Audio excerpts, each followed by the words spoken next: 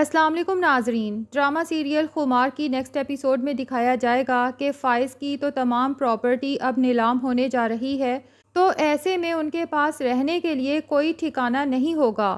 तो वो हमना की माँ की तरफ चले जाएंगे कि वो तो कनाडा जा रही हैं, उनका घर खाली पड़ा है, तो हो सकता है कि वो हमें वहाँ रहने दें। लेकिन हमना की माँ तो बहुत ही रूखे रवैये से उनके साथ पेश आएगी और उन्हें यही कहेगी कि कुछ दिन तो ठीक है, उसके बाद अपना इंतज़ाम कर लें।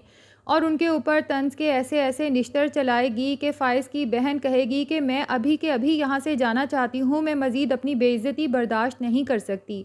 फ़ाइज़ की माँ का भी यही हाल होगा, तो वो फ़ाइज़ से कहेगी कि कुछ भी करके हमें यहाँ से निकालो, हमारे रहने का कहीं और इंतज़ाम करो। फ़ाइज़ कहेगा मैं आपका इंतज़ाम कहाँ से करूँ, मेरे पास तो अपनी ज़मानत तक के पैसे नहीं हैं। ऐसे में आपकी रिहाइश का इंतज़ाम मैं किस तरह से कर सकता हूँ। फ़ाइज़ की माँ परेशान हो जाएगी कि अगर फ़ाइज़ भी पुलिस कस्टडी में चला गया तो फिर हमारा क्या बनेगा। तो वो फ़ाइज़ से कहेगी कि मेरे पास कुछ ज़ेवरात हैं, अगर तुम उनको सेल आउट करके अपनी ज़मानत का इंतज़ाम कर सको तो। लेकिन उन ज़ेवरात को सेल करके भी जो रकम हासिल होगी वो ज़मानत के लिए बहुत कम है, इसलिए फ़ाइज़ अपने तमाम उन दोस्तों के पास जाएगा जिनके मुश्किल में वो काम आता रहा है और उन्हें बताएगा कि तुम्हारी मुश्किल में हमेशा मैं काम आया हूँ, आज मेरे ऊपर मुश्किल वक्त है तो मुझे तुम्हारे ताउन की ज़रूरत है, अगर मुझे सिर्फ 2 लाख दे दो। लेकिन उसके तमाम दोस्त ही इस तरह से उससे मुंह फेर लेंगे जैसे वो तो कभी इसको जानते भी नहीं थे। हत्ता कि एक दोस्त तो यहाँ तक कह देगा कि फ़ाइज़ तुम्हें यहाँ पर नहीं आना चाहिए था, जबकि तुम्हारे ऊपर पुलिस केस बना हुआ है, तुम्हारे अब्बू जेल में हैं। अगर मेरे अब्बू को पता चल गया कि तुम यहाँ पर आए हो तो तुम्हें पता है वो मुझे भी घर से निकाल देंगे। इसलिए बेहतर यही है कि अपना मसला खुद सुलझाओ, अब दोबारा यहाँ पर मत आना, वरना पुलिस हमें भी तुम्हारे केस में इन्वॉल्व कर सकती है। फ़ाइज़ तो अपने दोस्तों का ये रवैया देखकर बिल्कुल ही डिसहार्ट हो जाएगा और नाउम्मीद होकर वो अभी बैठा ही होगा कि उसे रूफ़ी की कॉल आ जाएगी। दरअसल रूफ़ी को फ़ाइज़ के ही एक दोस्त के ज़रिए पता चला था कि उसके आजकल हालात बहुत ख़राब हैं और वो लोगों से पैसे मांगता फिर रहा है। तो रूफ़ी को एहसास होता है कि फ़ाइज़ जो हमेशा हमारे काम आया है, आज उसे अगर मदद की ज़रूरत है तो मुझे भी उसके काम आना चाहिए। ये अलग बात है कि उसने मेरी बहन को ज़लील व रुस्वा करके घर से निकाल दिया, लेकिन बहरहाल उसके एहसानात तो मेरे ऊपर हैं। तो वो फ़ाइज़ को कॉल करके कहता है कि आज मैं इस काबिल हो चुका हूँ कि तुम्हारा सारा कर्ज़ लौटा दूँ, अपना बैंक अकाउंट बताओ, मैं तुम्हारे पैसे तुम्हें लौटाना चाहता हूँ। फ़ाइज़ तो रूफ़ी की बात सुनकर जैसे होश की दुनिया में वापस आएगा और उसका बहुत एहसानमंद होगा और कहेगा कि रूफ़ी इस वक्त तो मुझे सच में पैसों की ज़रूरत है, लेकिन मेरे तमाम अकाउंट सील हो चुके हैं, मैं तुम्हें किसी और का अकाउंट नंबर भेजता हूँ, तुम उसमें पैसे भेज दो। और रूफ़ी उसको सारे पैसे भेज देगा, जिसके बाद फ़ाइज़ के लिए अपनी ज़मानत करवाना बहुत आसान हो जाएगा। अब फ़ाइज़ थोड़ा मुतमईन होकर जब अपनी माँ के पास पहुँचेगा तो वो देखेगा कि हमना की माँ तो उसकी माँ की अच्छी खासी इंसल्ट कर रही है और उसे कहेगी कि शौहर जेल में है, सारी प्रॉपर्टी ज़ब्त हो गई है, रहने के लिए जगह नहीं है, लेकिन ज़रा ख़ुद को देखें, आपकी क्लास नहीं गई। फ़ाइज़ को तो हमना की माँ के ये अल्फाज तीर की तरह चुभेंगे, क्योंकि इन लोगों की वजह से तो आज उसका बाप जेल में है और ये लोग अपनी तमाम चीज़ों से दस्तबरदार हो चुके हैं, क्योंकि हमना ने ही तो उसके भाई को उकसाया था कि वो अपनी तमाम प्रॉपर्टी और कारोबार के कागजात बैंक में रखवा कर लोन ले ले ताकि वो लोग कनाडा शिफ्ट होकर कोई अच्छा सा कारोबार कर सकें। बहरहाल हमना की माँ तो ये सब कहकर वहाँ से उठ जाएगी। लाइबा बहुत ज़्यादा परेशान होकर कहेगी कि ये वही लोग हैं जो हमारे घर आते थे तो हम इनके आगे पीछे नज़रें तक बिछा देते थे, और अम्मी जब आप इसकी बेटी को बहू बनाकर ला रही थीं तो आपके पाँव तो ज़मीन पर ही नहीं लगते थे और आप सबको कहती फिरती थीं कि मैं बड़ी ख़ानदानी बहू लेकर आई हूँ।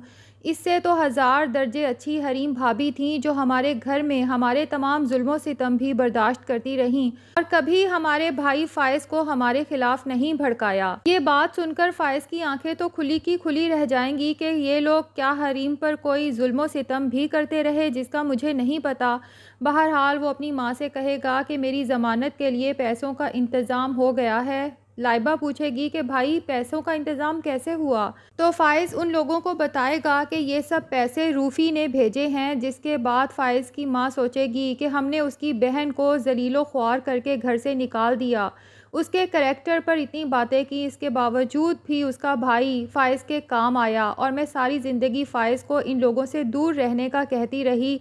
मुश्किल में वही इंसान मेरे बेटे के काम आया है। अब मुदस्सर और उसकी बीवी ज़िले हुमा में भी चूँकि अंडरस्टैंडिंग नहीं है और हर वक्त लड़ाई रहती है, ज़िले हुमा को यही शिकवा रहता है कि मुदस्सर मुझे बिल्कुल भी वक्त नहीं देता। ख़ास तौर पे उसने मुदस्सर को हरीम की जब से तारीफ़ें करते सुना है तो उसके दिल में तो जैसे आग जल रही है कि इन तारीफ़ों की हकदार तो मैं हूँ, मैं मुदस्सर की बीवी हूँ, लेकिन ये बाहर की औरतों की तारीफ़ें कर रहा है। तो वो मुदस्सर के घर आते ही उससे लड़ाई झगड़ा शुरू कर देगी। मुदस्सर कहेगा कि तुम भी तो अपनी मर्ज़ी से अपने दोस्तों के साथ बाहर घूमती फिरती हो, कभी तुमने मुझे बताने की या मुझसे परमिशन लेने की ज़रूरत नहीं समझी, तो फिर तुम्हें भी मुझसे किसी किस्म का कोई शिकवा नहीं करना चाहिए। और उसे कहेगा कि तुम्हारी और मेरी ज़िंदगी के बीच में ये जो फासले हैं ये तुम्हारे अपने पैदा किए हुए हैं। तो आज पहली बार ज़िले हुमा उसे अपना दिल खोलकर बताएगी कि तुम तो मेरे कभी थे ही नहीं, तुम्हारे दिल में तो कोई और लड़की बसती थी और तुम्हारी माँ ने उस लड़की को तुम्हारी ज़िंदगी से निकालने के लिए ज़बरदस्ती तुम्हारी शादी मेरे साथ की, और पहले दिन से तुम्हारे बिहेवियर से मुझे यही लगा जैसे तुम मेरे ऊपर और मैं तुम्हारे ऊपर मुसल्लत कर दिए गए हैं। हमारे दरमियान मियाँ बीवी या प्यार मोहब्बत का तो कोई रिश्ता बन ही नहीं सका। मुझे तो इस घर में तुम्हारी ज़िंदगी में लाया ही इसलिए गया था कि तुम अपनी पहली मोहब्बत को भूल सको। मुदस्सर ज़िले हुमा की तमाम बातें सुनेगा और सोचेगा कि कह तो ठीक रही है, कभी मैंने भी तो इसे बीवी का और मोहब्बत का दर्जा नहीं दिया। और दूसरी तरफ नासिर की भी शादी हो चुकी है। अब नासिर की बीवी नासिर की परेशानी को नोट करती है कि 3-4 दिन हो गए हैं हमारी शादी को, लेकिन नासिर ना तो कमरे से कहीं बाहर निकला है, ना ही मुझे कहीं घुमाने लेकर गया है, और सारी सारी रात बेचैन और बेसुकून रहता है। और ये जो ज़ख़म उसकी टांग पर लगा है, ये ज़ख़म भी उसे तड़पाए रखता है। तो वो नासिर से कहती है कि ये सब कब तक चलेगा, कब तक तुम इसी तरह से बेचैन रहोगे। अब उसकी बातें सुनकर नासिर को यकीनन एहसास तो ज़रूर होगा कि ये सब किसी की बद्दुआओं का नतीजा है, किसी मासूम के करैक्टर पर जो मैंने इल्ज़ामात लगाए थे, इसी गुनाह का एहसास मुझे चैन नहीं लेने देता। यकीनन नासिर अब सोचेगा कि मुझे हरीम से जाकर माफ़ी मांग लेनी चाहिए और फ़ाइज़ को जाकर सारी हकीकत बता देनी चाहिए कि किस तरह से मैं तुम्हारी माँ से पैसे लेता रहा। हरीम की किरदार कशी करने के लिए तुम्हारी माँ चाहती थी कि बस कुछ भी हो जाए तुम हरीम को छोड़ दो, और लाइबा भी मुसलसल अपनी माँ को एहसास दिलाती है कि ये जो आज हमारे साथ इतना बुरा हो रहा है ये उस मासूम हरीम भाभी का दिल दुखाने का नतीजा है। उसकी आहें और बद्दुआएं सीधी आसमान पर गई हैं और देखें हम बिल्कुल ज़मीन पर आ गए हैं। फ़ाइज़ की माँ को एहसास होता है और वो सोचती है कि मुझे हरीम से और उसके बाप से जाकर माफ़ी मांगनी चाहिए, शायद हमारे ऊपर आई सख्तियाँ कुछ कम हो जाएं।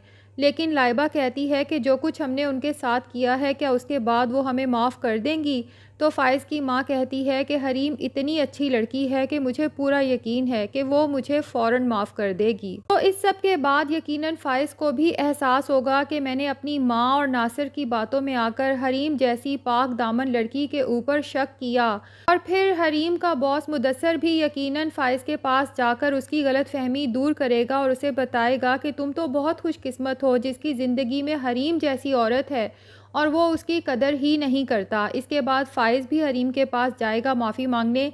लेकिन नाज़रीन, आपको क्या लगता है कि हरीम को फ़ौरन फ़ाइज़ को माफ़ कर देना चाहिए या कम से कम इतना वक्त तो लेना चाहिए कि फ़ाइज़ को एहसास हो सके कि उसने हरीम की बात ना सुनकर कितना गलत किया है? कमेंट सेक्शन में अपनी राय का इजहार ज़रूर करें, और अगर अभी तक आपने हमारे चैनल को सब्सक्राइब नहीं किया तो प्लीज़ चैनल को भी सब्सक्राइब कर लें।